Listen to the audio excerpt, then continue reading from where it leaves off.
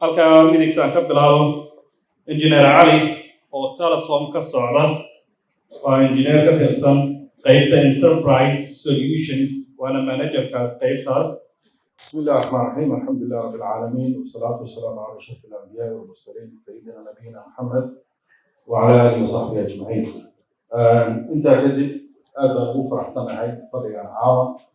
لو صوب اللي تكنولوجيا كلا دوان أو غير أدفانسة وحنصل كل ما نعين دون تيكسي تكنولوجي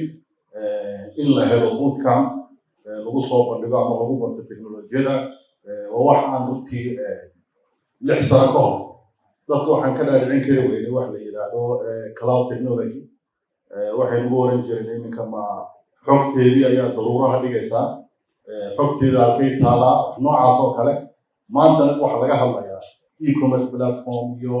e-restaurant iyo e-learning iyo marka horumar weyn ayaa runtii xagga ka jira haddaan ugu dogala mawduuciga waxa uu ku saabsan yahay emerging technologies iyo future trends oo macnaheedu ah kobaca teknolojiyada iyo halka mustaqbalka loo socdo waxaan ugu talagalay markaa inaan wixii talooyin ku darsan karo horumarka ay dhalinyaradu maanta wado ee teknolojiyada ku saabsan inaan raaciyo marka emerging technology markaan leenahay inta badan dhalinyaradu su-aalaha ay weydiiyaan waxay ku saabsan tahay maxaan bartaa cyber security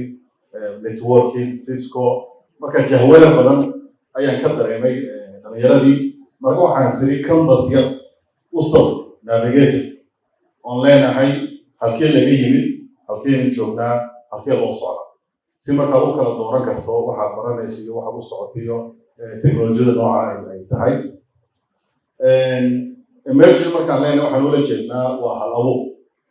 10 sano ilaa 20 sano u dambeeyey horumarka teknolojiyada soo kordhay wuxuu ku salaysnaa teknolojiyad horey u jirto technology hore u jiray baa halabuur laga sameyn jiray horumar laga sameyn jiray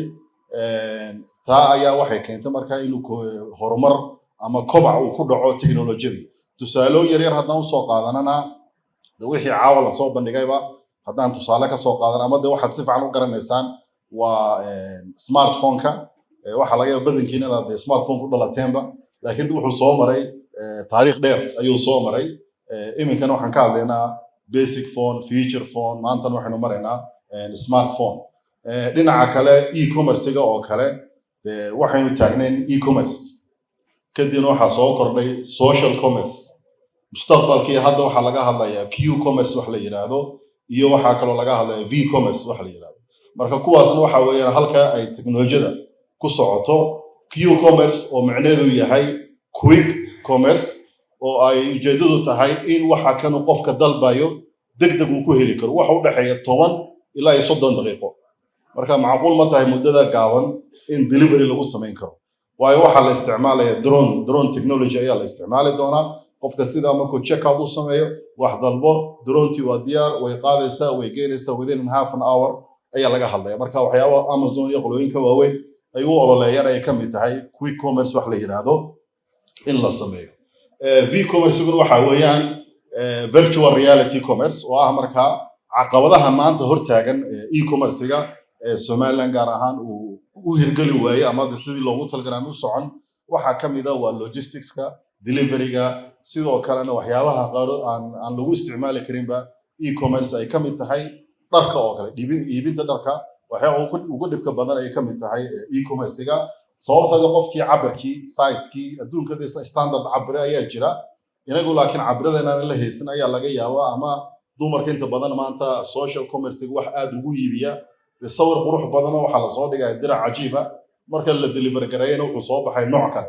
marka waxa la war sidaan mu ahayn iyo sidaan ahayd iyo sawir buu ahaa noocaas oo kale muran badan ayaa halka ka dhasha sida darteed virtual commerce muxuu sameynayaa dirici waad arkaysaa kadib waad dooranaysaa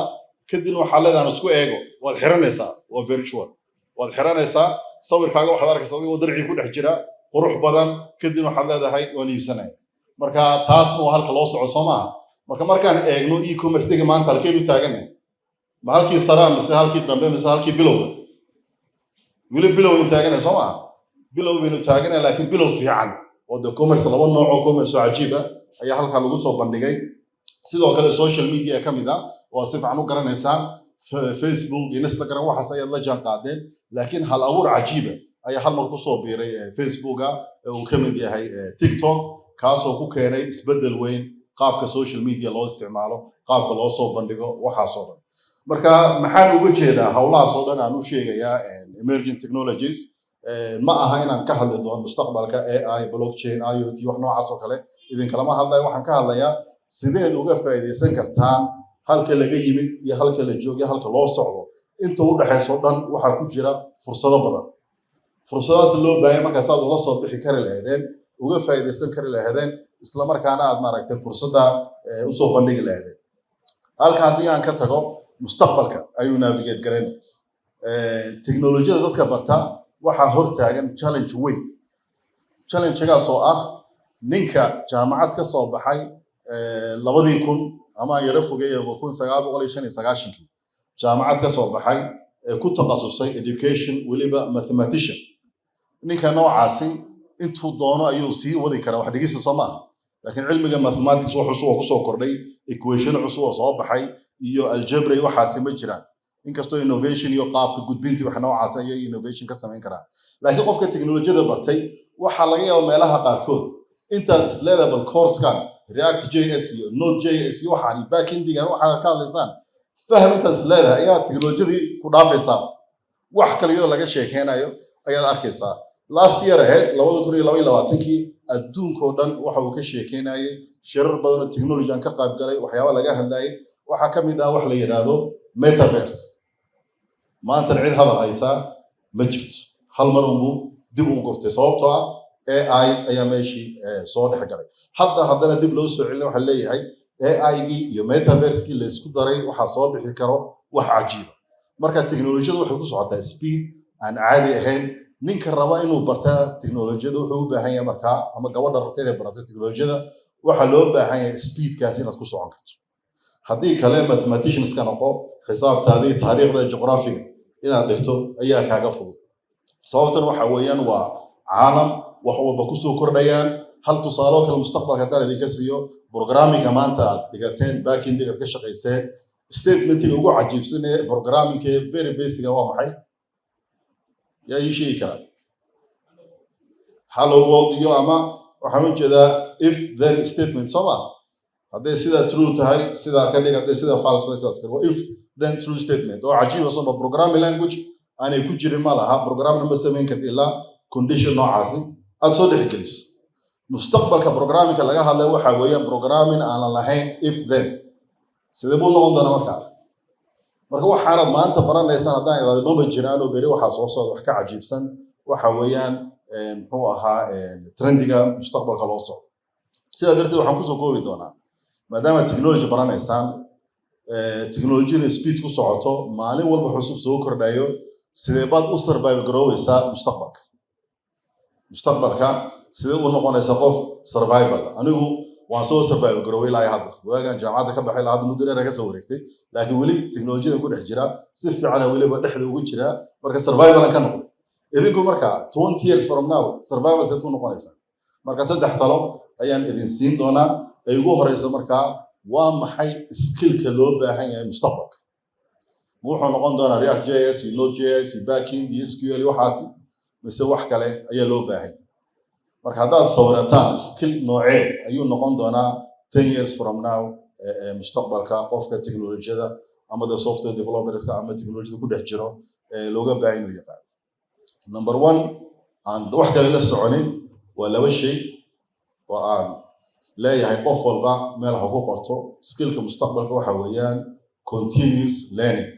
waxaan hadda tics idin qabanaysa leeyahay koorsooyin cajiiba wax noocaasi ayaa loo baahan yahay si joogto ah waxbarashadaadii inay noqoto waa sidii kaliya ula jaan qaadi karto speedkan socda waa inaad la socoto wixii cusub marba soo kordha iyo waxa maanta jira aad akhris joogta iyo wax walba aad samayso qofka teknolojiyada ku dhex jira marka hobbigiisii kaftankiisii ciyaartiisii free time-kiisii waxaasoo dhan waa inay technology noqotaa wax kale waqti uma hayn kartid sababta isaga wuxuu wataa cilmi fara badan marka back-end markaynu leenahay haddii aynu kala furfurno waxa soo baxaya boqolaal shay mid walba iskeed u baahan hadana in la dul taagnaado la sameeyo tan labaadna waxa weeyaan inaad ku xirnaataan technology community qaybta saddexaad u dambeysana waxa weeyaan global perspective inaad leedahay adduunka inaad la socoto aragtida adduunka socoto inaad la socoto laakiin aad ku eegto indho local ah local waxaan ula jeedaa marka wax walba adduunka ka dhaca dee halkan kuma shaqayn karaan tusaale yar oo kale nin caraba ayaan dhaweyd aan aad u sii fogeyn wada soconay waddan kale ayaan joognay deetana waxaa lasoo bandhigay wax la yidhaha u-bike marka waxa weeyaan waa bicycle oo electronic ku shaqeeya meelo badan magaalada la dhigay qofka doona uu iska qaadanaya haddana meeshuu tegay kaga tegaya haddana qof kale sii qaadanaya qaab noocaas oo kale ayuu u shaqeeyaa ninkiina wuxuu ka yimid wadamada khaliijka wuxuu yidhi markiiba nin waa fikrad fiican waa waddankayga u geysanaya muxuu ahaa fikraddaada markaasaan ku yidhi waddankaaga soo kan 50 degree 45 degree heerkulkiisuu taagan yahay aan dibadda la taagnaan karin la socon karin markaasuu wallahi waa runtaada see u samayn karaa waayo waa bicycle de meel kuluna kuma wadi karti soo maaha nin maanta yiri bicycle aan berbera saa ugu dhex wareegay maanta oo dhan kuleelka berbera oo kale ayay la mid tahay marka waxaa ka maqneed adaptation marka aragtida caalamka aad ku eegayso isku taraygare inaad localkii adaptation ku samayso tiraahdo sidee waxaan Soomaaliland loogu isticmaali karaa sidee loola falgeli karaa intaa waxaa weeye marka guud ahaan future-ka waxyaabaad ku survive garayso inaad continuous learning adaptation aad samayso laba shay kaliya ayaa loo baahay runtii inaad waqtigiina gelisaan oo ah number 1 fursadda kaliya maanta aan anigu isleeyahay dadka Afrikaanka ama dadka wadamada soo koraya ee u dhashay ay haystaan waa teknolojiyada waxa kale maanta bay ka gaari karnaa shay walba wuxuu u baahan yahay capital lacag investment howladan laakiin fursadda kaliya maanta hortaada waxa weeyaan teknolojiyada waa iyo maskaxdaada labada haddaad xooga saarto maskaxda furan cid walba ilaahay maskaxda uu si qof maaragtay laga yaray ma jirto laakiin qof walba sidoo waqti u geliyo u horo u dadaalo ay ku xirantay taana waynu gaari karnaa oo samayn karnaa hal abuur oo adduunka aad ku gaari kartidna waxa albaabkiisii aad u soo mari kartaa waa teknolojiyada marka fursadaha haysataan mustaqbalka soo socdana waa full of innovation waa full of maaragtay opportunity dadka teknolojiyada ku jira laakiin noqda kuwii ka faa'iideysan lahaa fursadaas adinka ayay idin hortaala teknolojiyada dadka maanta ku abtirsada waa idinka